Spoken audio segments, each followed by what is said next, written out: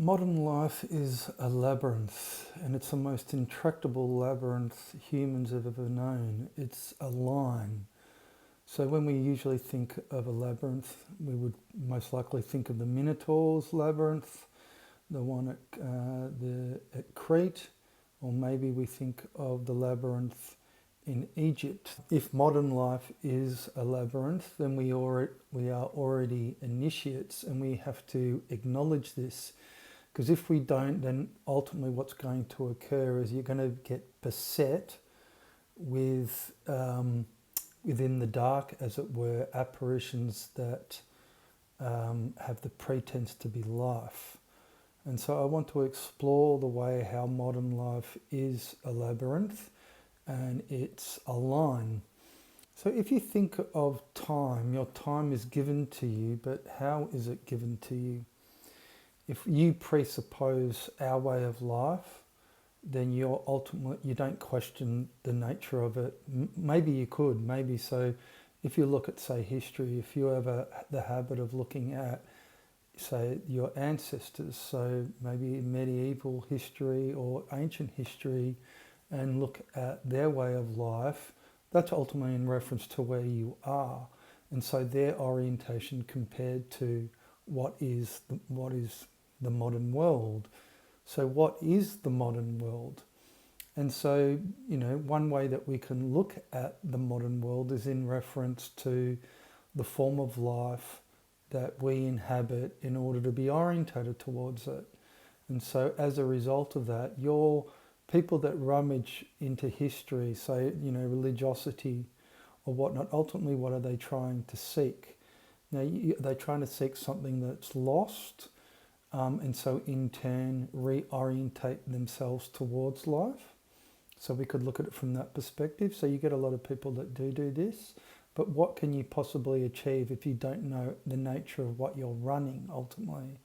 And this is the issue. So in that way, we have to look at our lives as being spiritual, that ultimately spirituality is the question that drives our actions or our movements, the way how that we would be orientated towards life.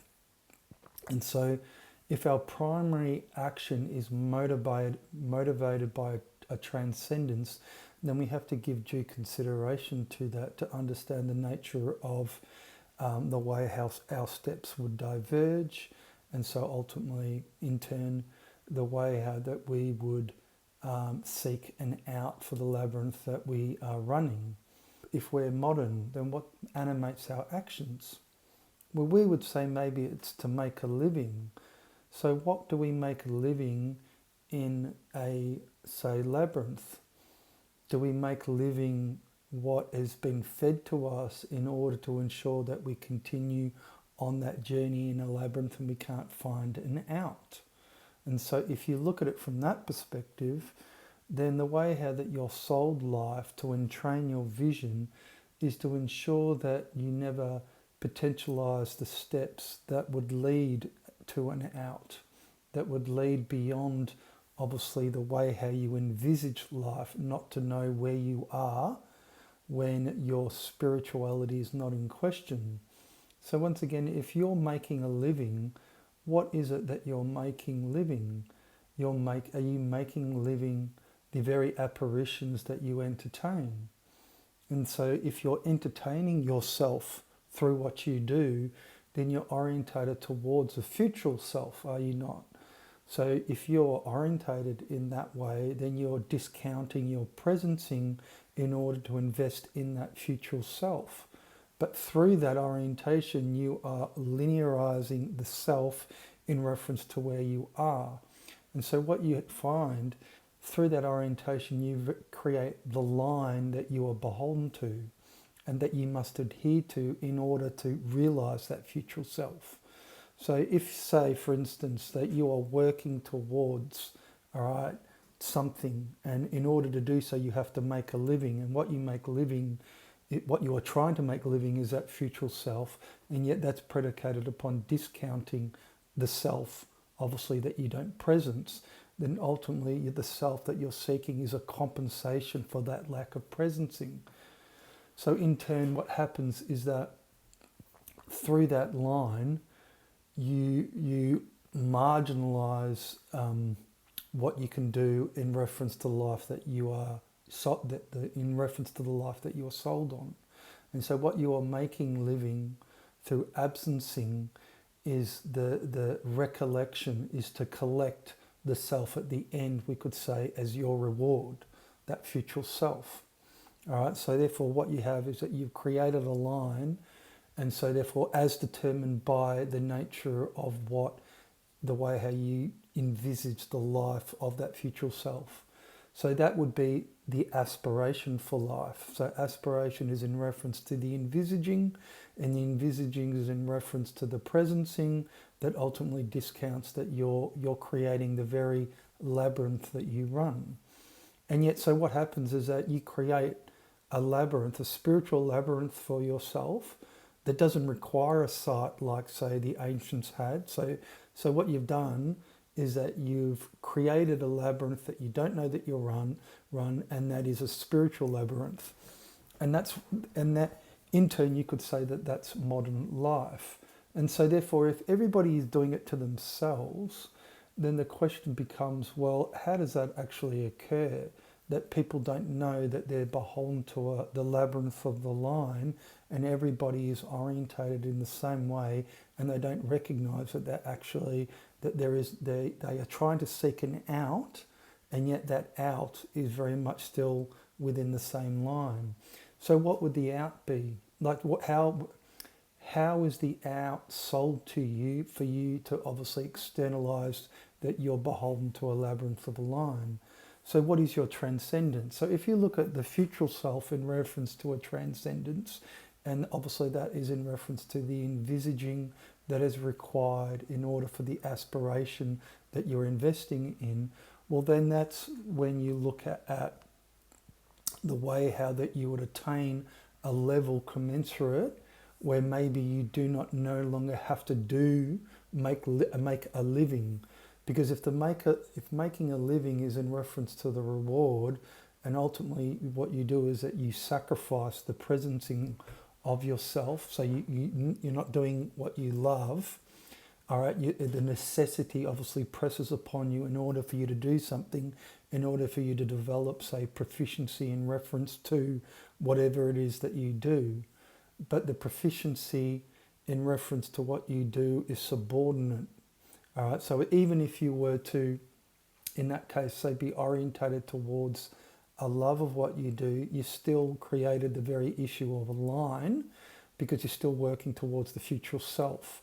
And so if your love of what you do is predicated upon absencing ultimately where you are, or marginalising that, the love is a compensation for that. There is no future self that you're working towards, then ultimately the love is presencing love without remainder, as it were, or without a reward. The love in and of itself is its own goal, as it were. And so that means to say that you're presencing in a way without discounting where you are to invest in that self that's futural. So even if you were to do something that you love, or even if you were to make a sacrifice that you're doing something that you don't love, and yet you're still working towards that end, they're essentially the same. And yet majority of people in life obviously do not do what they love. And so you can work from the extreme situation of a person that loves what they do, and so therefore they feel that they don't need to be compensated, but obviously you do get compensated, so the whole nature of that doesn't make any sense. But then you work on people that obviously do not love what they do, and so therefore compensation is, the compensation that they receive is trying to make up for the lack of love that doesn't animate their actions, as it were. And so what you have is that you have this scenario where both cannot do justice to the issue of, both cannot do justice to your existential plight when you're given towards life in the labyrinth of a line, and that labyrinth is spiritual. So therefore it comes down to the question that we always ask, is that what animates your actions? What is the spirituality that drives them? And so if you can't ask that question, in reference to your movement, then how will you ever find an out? Now, maybe the way how that you can look at the labyrinth that you run is that you'll never find an out for yourself, all right? So if everybody's given in a labyrinth in the same way, all right, then ultimately what you need to find other people that recognize that you are in a labyrinth. All right, so if you're in an underworld and you're all apparitions, you're already kind of dead, as it were, we could say. Let's look at it from this perspective. So you are in a labyrinth, you're in an underworld, you're all beholden to the same line, then the out is through the way how you find each other. Right, so the way how that you would orientate, what do you think that's what's occurring now on the planet? So people are questioning life in such a way that they go on the internet and they're trying to seek, like, let's say, a guide, okay? All right, so they're seeking a guide. The guide is in reference to what? It's in reference to understanding your plight.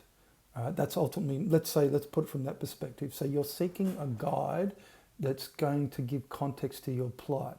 But through doing so, are you being sold a dead end? How does the guide work to orientate yourself to other people that's given in the same way? So that's what would be, so how does that play out? Now, it won't be framed this way, but once again, so let's say you work on nativist claims.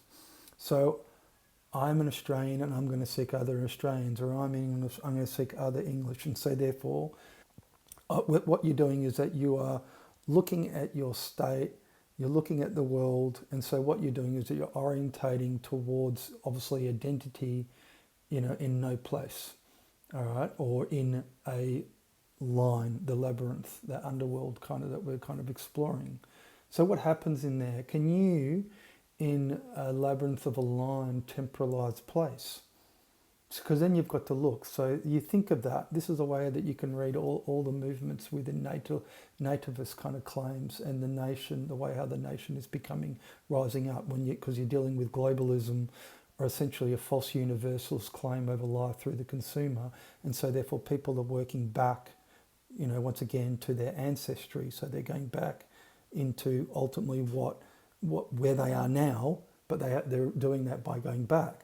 But if you're beholden to a labyrinth of a line, and then you've got to look at the way how that line's created through the way how you spiritualise time, because obviously you introduce your future self on a timeline, as it were, and can create artifacts of self.